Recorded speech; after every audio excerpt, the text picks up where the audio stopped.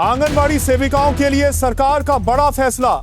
Retirement पर अब मिलेगा 1 लाख रुपए और प्रमोशन की राह भी हुई आसान। जी हां, देहरादून स्थित उत्तराखंड सचिवालय में महिला एवं बाल विकास विभाग की अहम बैठक आयोजित हुई।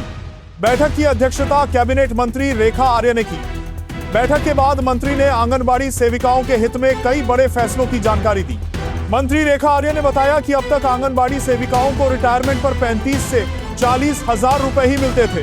लंबे समय से इस राशि को बढ़ाने की मांग की जा रही थी। अब संगठनों की सहमति मिलने के बाद फैसला लिया गया है कि अगले वित्तीय वर्ष यानी 1 अप्रैल से रिटायर होने वाली सेविकाओं को न्यूनतम 1 लाख रुपए की रिटायरमेंट राशि दी जाएगी। इसके लिए सेविकाओं का मासिक 300 रुपए का योगदान भी तय किया गया है। महिला एवं बाल विकास मंत्री रेखा आर्य ने कहा, आंगनबाड़ी सेविकाओं के सम्मान और सुरक्षा को ध्यान में रखते हुए रिटायरमेंट राशि बढ़ाने का निर्णय लिया गया है। यह योजना 1 अप्रैल से प्रभावी होगी। बैठक में एकल महिला स्वरोजगार योजना को लेकर भी अहम जानकारी दी गई।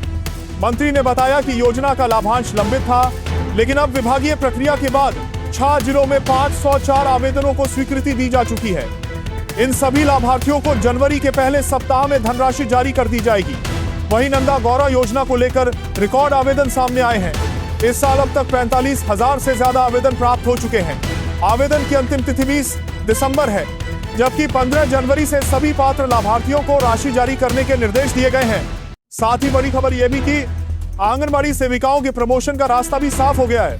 आंगनबाड़ी से सुपरवाइजर पद पर 88 रिक्त पदों पर प्रमोशन की प्रक्रिया शुरू की जाएगी। इसके लिए 1 सप्ताह के भीतर विज्ञप्ति जारी होगी।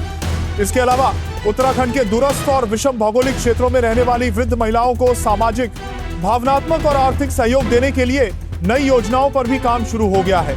इस योजना के लिए 8 करोड़ रुपए का प्रारंभिक बजट तय किया गया है। धामी सरकार ने महिला सशक्तिकरण की दिशा में एक और बड़ा कदम उठाया है।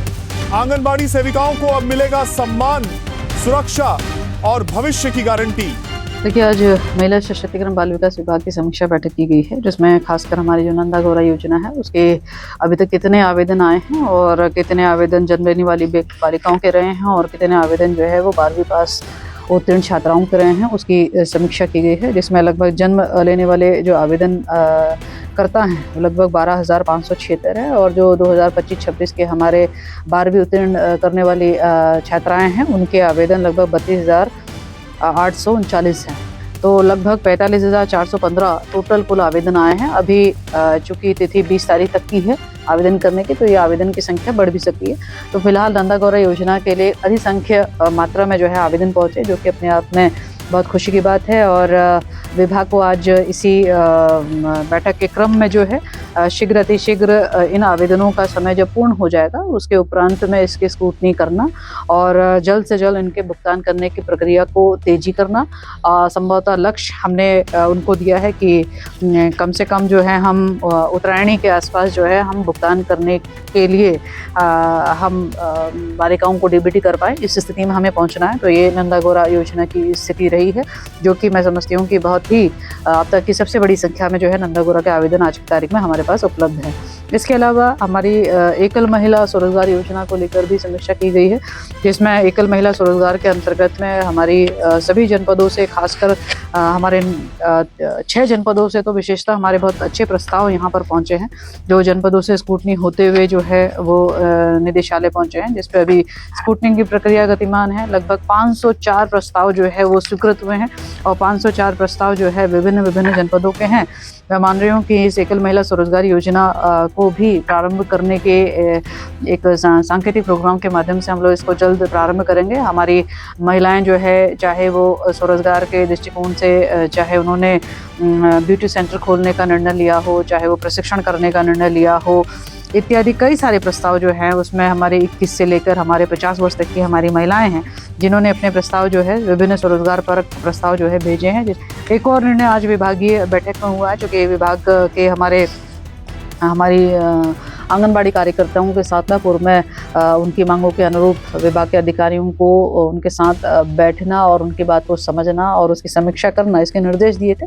जिसके क्रम में आंगनबाड़ी बहनों के संगठनों के साथ में वार्ता कई दौर की हो चुकी है, जिसमें आंगनबाड़ी बहनों ने इस बात की, कई संगठनों ने सहमति दी है कि हम 300 रुपये कटौती के साथ में 1 लाख रुपए जो है वो रिटायरमेंट के उपरांत में जो वर्तमान में 35 से 40 हज़ार मिलता है वो 1 लाख रुपए की धनराशि उनको मिले, इस पर अपनी सहमति दी है। विभाग भी उस सहमति के साथ में कदम आगे बढ़ा रहा है। आज बैठक में निर्देश दिए हैं कि हम 1 अप्रैल 2026 से इसको हम प्रारंभ करें, जहां एक महिला के रिटायरमेंट पे 1 लाख रुपए मिलेंगे, वहीं उस महिला के जो है 300 रुपए एक दिन की कटौती इस परिप्रेक्ष्य में, सहयोग के परिप्रेक्ष्य में उनसे कटौती की जाएगी। मैं समझती हूँ कि एक ये सम्मानजनक रिटायरमेंट जो है हमारे आंगनबाड़ी बहनों की होगी। उस वर्ष में जितनी भी बहनें, चाहे उनका 1 दिन का योगदान हो, चाहे उनका 2 दिन का योगदान हो, तो वो महिलाएं जो है रिटायरमेंट के समय 1 लाख की धनराशि प्राप्त करते हुए सम्मानजनक सेवानिवृत्ति को प्राप्त करेंगे। मैं समझती हूँ कि ये भी अपने आप में एक हो सकता है कि देश के पहला राज्य हम हो सकते हैं जहाँ रिटायरमेंट पे एक सम्मानजनक धनराशि दिए जाने का एक संकल्प जो है जो विभाग ने लिया है वो पूर्ण होते हुए देखेंगे। तो ये मुख्य रूप से बिंदु रहे हैं। इसके साथ ही हमारे एक बहुमुखी महिला बाल कल्याण कोष के संबंध में भी आज समीक्षा की गई है, जिसको लेकर मैं लगातार विभाग के अधिकारियों को इस बात का निर्देश पूर्व में भी दिए हैं कि हमारी जो बुजुर्ग महिलाएं हैं उनकी आवश्यकताओं के अनुरूप, चाहे उनकी आवश्यकता उनकी केयर करने के रूप में हो, उनकी आवश्यकता सुरक्षा के लिहाज से हो, उनकी आवश्यकता भरण पोषण के लिहाज से हो, उनकी आवश्यकता किसी अन्य मद में हो, ऐसी हमारी बुजुर्ग महिलाएं जिनको कि किसी भी प्रकार से उनकी कोई नीड है जिसको कि विभाग के स्तर से, सरकार के स्तर से पूर्ण किया जा सकता हो, तो उसकी समीक्षा करने के लिए दिया है। इसके लिए ये भी निर्देश दिए हैं कि कोई संस्थान किसी NGO के माध्यम से अथवा अपने विभागीय स्तर से हम इसको ठीक प्रकार से परीक्षण कर लें ताकि एक योजना का स्वरूप बने, उसके भी निर्देश दिए हैं। 2000 आने वाले समय यानी कि नए वर्ष में जो है हम बुजुर्गों को एक योजना समर्पित करेंगे। निश्चित रूप से महिला बुजुर्ग कई महीनों में उनकी कई चीज़ों की ज़रूरत रहती है, चाहे उनके अकेलेपन का हो, चाहे उनके अन्य भावनाओं का हो, उनका किस प्रकार से भी विभाग सहयोगी हो सकता है, उस दिशा में जो है योजना बनेगी और उनको जो है सशक्त किया जाएगा। ऐसा आज विभागीय संकल्प लेने के लिए सबको आज दिशा निर्देश प्राप्त हुए। मैं समझती हूँ कि बहुत जल्द जो है उनके हित में भी एक योजना आएगी। देखिए, एक बात और आपको बताते हुए बहुत खुशी हो रही है कि आज की इस बैठक में यह भी निर्णय लिया गया है कि हम लगातार आंगनबाड़ी बहनों को सुपरवाइजर बनाने के क्रम में, उनके पदोन्नति के क्रम में लगातार हम निर्णय करते रहे हैं। पूर्व में भी हमने आंगनबाड़ी बहनों को सुपरवाइजर बनाने में बिल्कुल पारदर्शी व्यवस्था के साथ में यह कार्य पूर्ण किया है। वर्तमान में भी हम आंगनबाड़ी बहनों को सुपरवाइजर पद पर पदोन्नत करने के दिशा निर्देश विभाग के अधिकारियों को दिए हैं। लगभग 88 पद जो है अभी रिक्त चल रहे हैं, तो 88 पदों की विज्ञप्ति शीघ्र जो है आंगनबाड़ी बहनों से सुपरवाइजर बनने की प्रक्रिया में विज्ञप्ति जारी करने के निर्देश दिए हैं। मुझे लगता है विदिन अ वीक ये विज्ञप्ति जारी होगी और सारी प्रक्रियाएं ऑनलाइन होते हुए निश्चित रूप से हम 88 आंगनबाड़ी बहनें जो है सुपरवाइजर के पद पर पदोन्नत होंगे। आंगनबाड़ी सेविकाओं के लिए सरकार के इस बड़े फैसले पर आपकी क्या राय है? क्या 1 लाख की रिटायरमेंट राशि काफी है या इसे और बढ़ाया जाना चाहिए? प्रमोशन के फैसले से जमीनी स्तर पर कितना बदलाव आएगा? अपनी बात कमेंट में जरूर लिखें। इस खबर को शेयर करें ताकि हर आंगनबाड़ी बहन तक ये जानकारी पहुंचे। ऐसी ही बड़ी और भरोसेमंद खबरों के लिए हमारे चैनल को फॉलो और सब्सक्राइब करना ना भूलें। नमस्कार।